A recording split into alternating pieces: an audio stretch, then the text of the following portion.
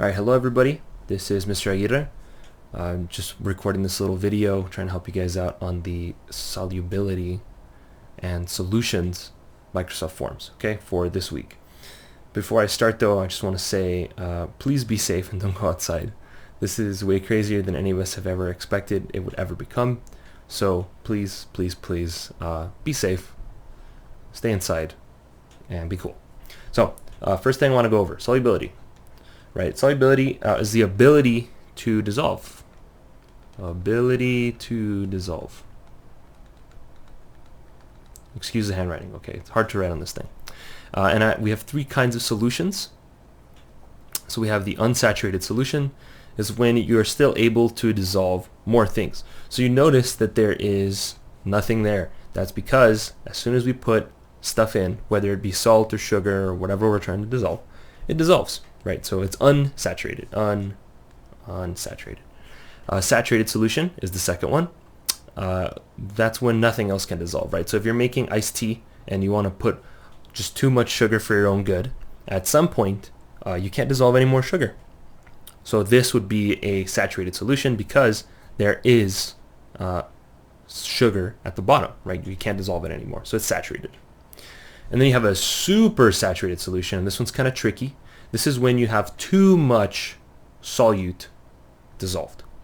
And what happens is when you add more, crystals start to form. So I'll include a video on that same assignment for you guys to see. Okay, so we're going to move on. Those are the three kinds of solutions and solubility. And they're important to understand when we look at this wonderful graph. It's called the solubility curve. Solubility, if I spelled solubility curve. Okay, and there are three rules when it comes to the solubility curve. Basically, if you have a point that is under the line, it is unsaturated. I hope I spelled that correctly. Unsaturated, whatever. If it's above the line, it is super saturated. And if it is on the line, it is simply saturated. So what the heckaroonie does this mean, right? This means exactly what I showed you in these pictures up here, right? If it's under the line, that means I can still dissolve more stuff. If it's on the line, that means that I've dissolved as much as I can. And if it's over the line, that means I've dissolved way too much, okay? And I'll explain how to read this graph right now. So there's two axes, right? We have the y-axis over here, which is the grams of solute for every 100 grams of water. Now here's the thing about this, right? All that we're trying to say here when it comes to this is that we're trying to dissolve something in 100 grams of water. So I have a cup that's got 100 grams of water and I'm throwing stuff in. That's all that we're saying. Now this is going to tell me how much stuff I'm throwing into my cup of 100 grams of water. The next thing I have over here is temperature. Okay, how hot is the water? Basically. So how hot are my 100 grams of water, and how much of the stuff am I trying to dissolve in my hot 100 grams of water? That's all this really is, right? So if I am looking at a solution, right, let's look at this question. How many grams of NH3 would be dissolved in 100 grams of water at 50 degrees Celsius? So the first thing that I like to do is I like to look for the temperature, right? 50 degrees Celsius. So I'm going to circle it, 50 degrees Celsius. I know Celsius, the temperature's down here, so this is my 50 degrees. And then I need to find out the grams of NH3. So this 100 grams of water, don't even need to worry about it because it's right here. 100 grams of water, right? So we already know that this chart is going to work out for us. So now let's look for NH3, right? So we look here, bada bing, bada boom, there it is, NH3. So you'll notice there's all these curves for all these different types of chemicals. And this is going to tell us how much we can dissolve at what temperature of water. So we're just going to follow this curve along here until we hit 50 degrees. I'm going to try to draw my best little circle here. All right, came out kind of okay. The middle is missing some, but there it is, NH3 at 50 degrees. Okay, so now we're just going to follow this over here to the best of my ability, and then obviously this one is at 60 degrees, right? Or I'm sorry, 50 degrees.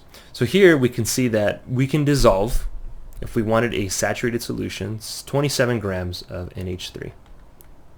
So that's it. You look for your chemical, you look for your temperature, and then if it's on the line, it's going to be a saturated solution. Right? That's it. So if I were to ask a different kind of question, for example, let's say that I have, that's a random red mark, let's say that I have 100 grams of NaNO3, there we go, at 30 degrees, right? Let's say that I have 100 grams of NaNO3 at 30 degrees Celsius. What kind of solution is that? So what we would do is we would go to, let me change the color for this, let's make it green. We would go to 30 degrees, and then we would go to 100 grams. So we know that this is right here. And then I'm not very good at drawing lines. Okay, so 30 degrees at 100 grams. So notice this is above the line, which means it is a super saturated solution.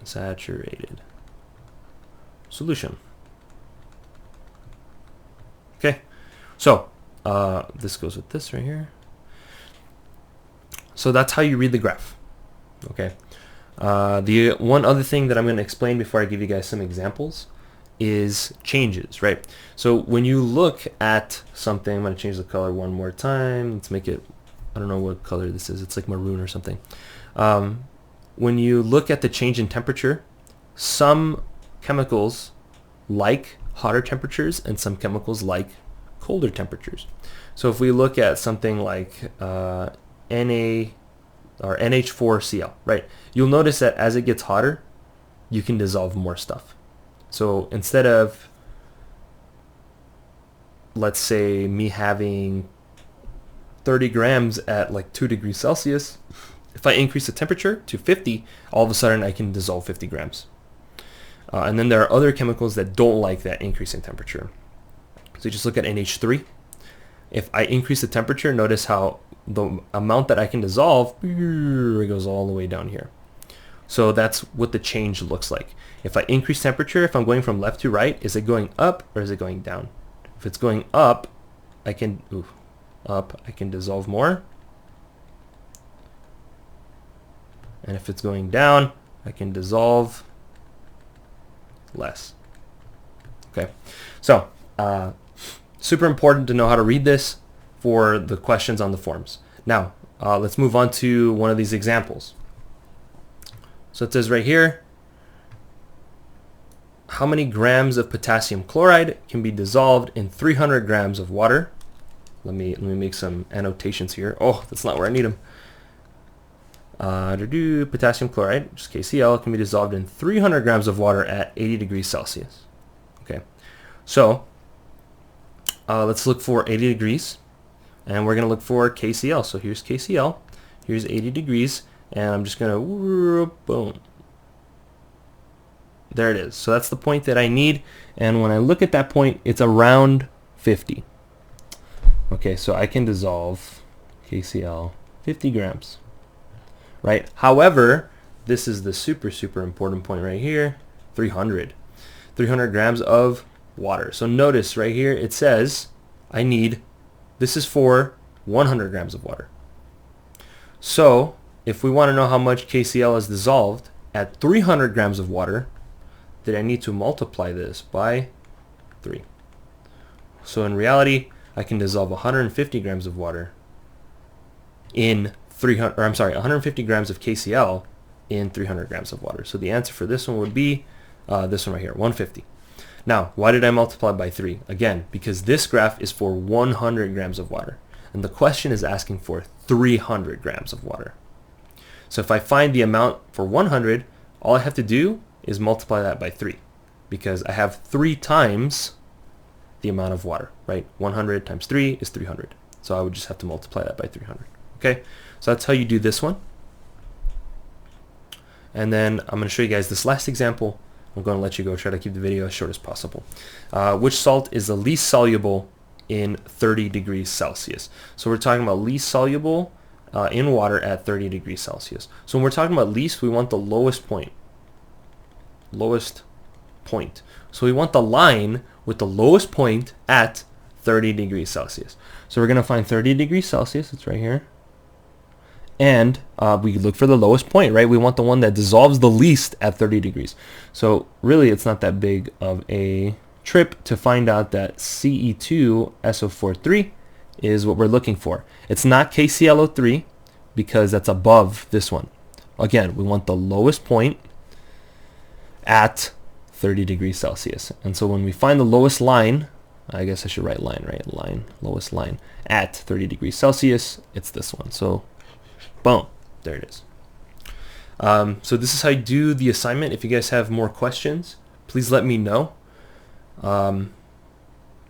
You know, you can rewatch this video, you can slow it down. Send me an email, comment on Teams, please. So